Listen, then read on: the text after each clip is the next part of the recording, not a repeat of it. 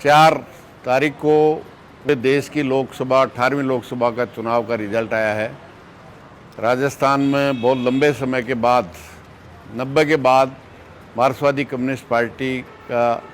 जीत सीकर लोकसभा क्षेत्र में हुई है। तो इंडिया गठबंधन पूरे देश में इस कुशासन भारतीय जनता पार्टी के कुशासन के खिलाफ पूरे देशव्यापी इंडिया गठबंधन बना। तय रूप से जो 14 और 19 में 25 की 25 सीटें भारतीय जनता पार्टी ने क्लीन स्वीप किया था, अब की बार 3 सहयोगी दल और 8 कांग्रेस 25 में से 11 सीटें जीतने का काम हुआ। और इसका प्रमुख कारण इंडिया गठबंधन का अलायंस और मार्क्सवादी कम्युनिस्ट पार्टी का ऐतिहासिक हमेशा संघर्ष, चाहे बिजली की रेट का सवाल हो, राजस्थान कैनाल में सिंचाई के पानी का सवाल हो, कर्जा माफी का हो और काले कानूनों के खिलाफ जो पूरे देश का ऐतिहासिक किसान आंदोलन हुआ उसमें भागीदारी का सवाल हो, उन्हीं पे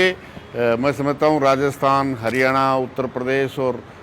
पंजाब में जो रिजल्ट इस भारतीय जनता पार्टी के खिलाफ आया है, निश्चित रूप से वो ऐतिहासिक किसान आंदोलन का पृष्ठभूमि है। तो ये आंदोलन सड़क पे भी बढ़ेगा और देश की संसद में भी बढ़ेगा। मैं समझता हूँ इसका महत्वपूर्ण यह है कि हिंदी भाषी क्षेत्र में विशेष तौर से जहां भारतीय जनता पार्टी ने सांप्रदायिक और कॉरपोरेट पक्ष नीतियां लागू करने का सबसे मूल ताकत जो हिंदी भाषी क्षेत्र में है, वहां भारतीय कम्युनिस्ट पार्टी मार्क्सवादी का जीतना मैं समझता हूं इस मायने में महत्वपूर्ण है कि इस इलाके में जहां भारतीय जनता पार्टी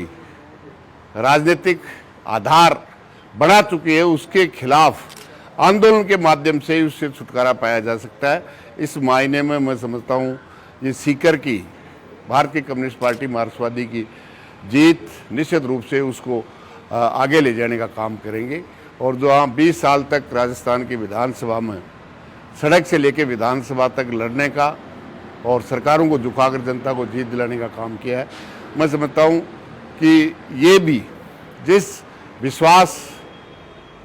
के साथ जनता ने वोट दिया है और जो शोषित पीड़ित लोग जो आशा करते हैं उस पर सड़क से संसद तक खरा उतरने का काम भारतीय कम्युनिस्ट पार्टी मार्क्सवादी इस वोट की ताकत का करेगी और संघर्ष को